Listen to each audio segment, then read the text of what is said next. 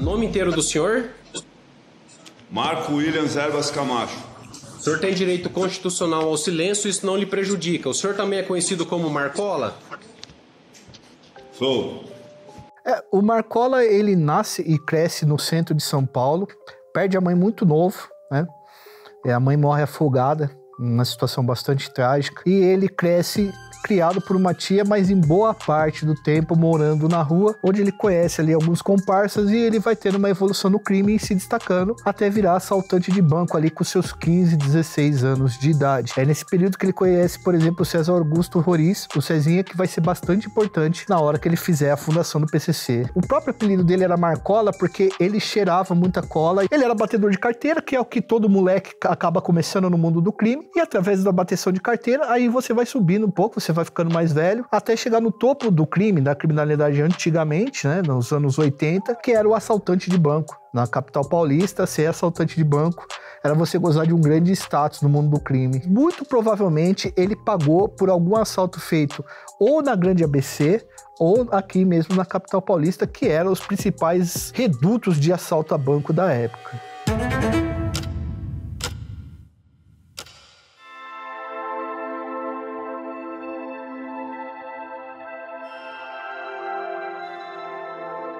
Nós temos aqui uma fase antes do PCC e uma fase depois do PCC. O que mais ou menos o PCC faz? Ele cria uma monopolização da violência e cria uma hegemonia de ideias dentro da cadeia. Então o crime na cadeia, ele sempre tentou se organizar, mas você poderia chegar numa cadeia em 1987 como o Marcola chegou e você poderia ser executado no primeiro dia por uma palavra errada, ou poderia sofrer, por exemplo, uma violência sexual. Em 1987 isso era muito claro. E ao longo dos anos, vários presos foram tendo contatos com os debates democráticos, com os debates de legislação da nova Constituição de 1988. Traidor da Constituição é traidor da pátria. E eles absorveram isso daí. O Misael, que era um dos fundadores do primeiro comando da capital, participou de comissões junto com a Secretaria de Segurança do Estado de São Paulo, que eram comissões que debatiam o direito dos presos. Então esses presos mais influentes, eles tinham uma noção de direito, uma noção de como se organizar, uma noção vinda do próprio Estado, da ideia do próprio Estado. E quando acontece o massacre do Carandiru em 1992, quando a polícia entra dentro do Carandiru e acaba com a vida de 111 presos, todos os historiadores ou pesquisadores dizem que esse é um ponto essencial para entender a formação do primeiro comando da capital. Porque existia uma discussão sobre direitos dos presos que foi totalmente violada a partir do momento que você entra no pavilhão 9 com o braço armado do Estado, que é a polícia, e você executa 111 presos. As cadeias de São Paulo, elas sofrem um baque. E o baque deles é assim, peraí, estão falando de cidadania, de democracia, e aqui estão matando a gente aqui dentro, então vamos reagir. Essa reação aconteceu dentro do Centro de Custódia e Tratamento de Taubaté, que era o lugar onde os presos eram enviados, os presos que eram lideranças e presos que não se adaptavam ao sistema. O Cezinha, por exemplo, ele foi enviado para lá para ficar 6 meses porque ele acordou um dia estressado, tirou a vida de 2 caras que moravam com ele e trocou os corações dos caras de lugar de tanto ódio que ele estava, quando ele descobriu que ele tinha uma doença lá, que era uma doença terrível, e ele foi enviado para lá. Então, em 1993, muita gente que viu esse massacre do Carandiru foi para a Casa de Custódia e Tratamento de Taubaté porque tinha que reformar o pavilhão 9. E muita gente estava revoltada no sistema com isso. E esses caras se juntaram ali, eles se organizam, eles fazem uma primeira greve de fome de 3 dias, batendo com uma caneca nas grades, e isso demonstrou que, na verdade, os presos estavam se organizando. E aí eles começam a andar pelo sistema, levando uma constituição do PCC, um estatuto, que é, nós não devemos nos matar, nós devemos ter motivos para tirar a vida um do outro.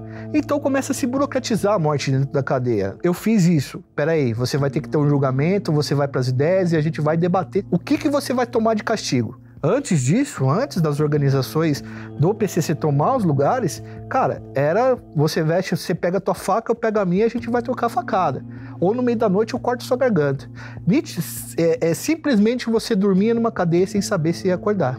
E pro preso começar a pagar a cadeia e ele saber que ele pode dormir e acordar se ele tiver uma certa postura, isso todo mundo começou a aderir.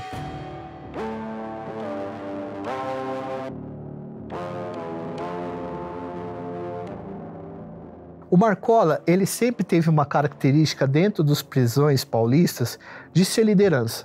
Então ele era um preso bastante influente, que tinha conhecimento de legislação e ele influenciava outros presos. Quando o PCC é fundado em 1993, na Casa de Custódia e Tratamento de Taubaté, o Marcola estava lá, mas ele não estava no jogo de futebol de fundação do PCC. O PCC foi fundado num jogo de futebol e que presos da capital acabaram tirando a vida de presos do interior, e aí eles fazem uma organização entre eles e falam assim, ó, a gente precisa fazer com que esse crime que a gente cometeu, ele não seja punido e que a gente consiga organizar certos direitos, então vamos fechar um grupo aqui. O Marcola, a princípio, ele não era fundador do primeiro comando, mas ele estava na cadeia que o primeiro comando foi formado, ele entra como um dos principais líderes. Ele é muito importante para a expansão do primeiro comando da capital, porque ele era um preso altamente respeitado e que ele inseriu nas cadeias a ideia do PCC através de uma organização política, de ideias.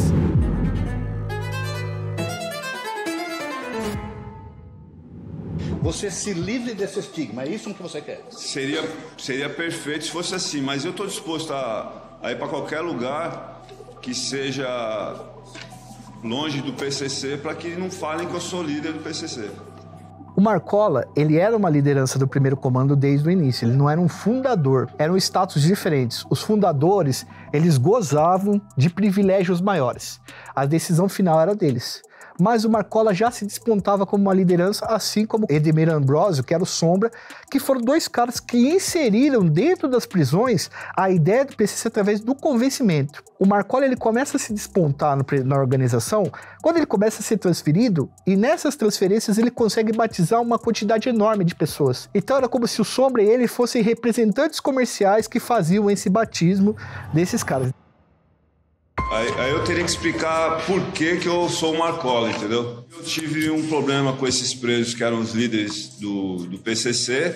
Eles mandaram assassinar a minha esposa, assassinaram a minha esposa, doutora Ana Maria, que era uma advogada, e tentaram me matar também, mandaram assassinar a mim. Eu declarei uma guerra contra eles, o sistema penitenciário, cansado de ser oprimido por eles, acabou repudiando eles. Quando eles foram repudiados, eu passei a ser visto pelo sistema penitenciário como o líder do PCC, entendeu? Ele decreta o Geleião Cezinha e tira os caras do primeiro comando, e tem uma das maiores guerras do primeiro comando, que é mais ou menos de 2003, 2004, e aí o Marcola se reúne com os presos ali mais pesados do sistema, e aí o Marcola se acende como um grande chefe liderança. E o PCC acaba recebendo um áudio de que o Godofredo Bittencourt, que na época era chefe do DEIC, né, do Departamento de Investigações Gerais, daqui de São Paulo, que o governo do estado de São Paulo estava com um planejamento de transferir 700 líderes para cadeias de segurança máxima. E quando eles ficam sabendo disso, eles dão ordem, o famoso salve, que é para virar as cadeias. E aí que São Paulo vira uma bagunça. E ele acabou dizendo que realmente poderia acontecer algumas coisas aí que não ia ser bom para ninguém. Porque os caras mandam executar agentes de segurança. Durante o final de semana próximo do Dia das Mães, eles executam pelo menos 50 pessoas ligadas à segurança pública. Foi nesse período, inclusive, que é interessante, que a gente começou a pegar trauma de 2 caras numa moto. Porque a maioria das execuções eram 2 caras com uma pistola que eles passavam e executavam. E geralmente eram jovens de 18, 19 anos que iam ganhar créditos no crime por ter cometido aquilo nessa situação. E aí que os caras começam a mostrar o Marcola, que o Marcola aparece, que ele vai falar no DEIC, e ele sempre com aquela postura de falar assim, eu sou apenas uma voz do que é a demanda dos prisioneiros.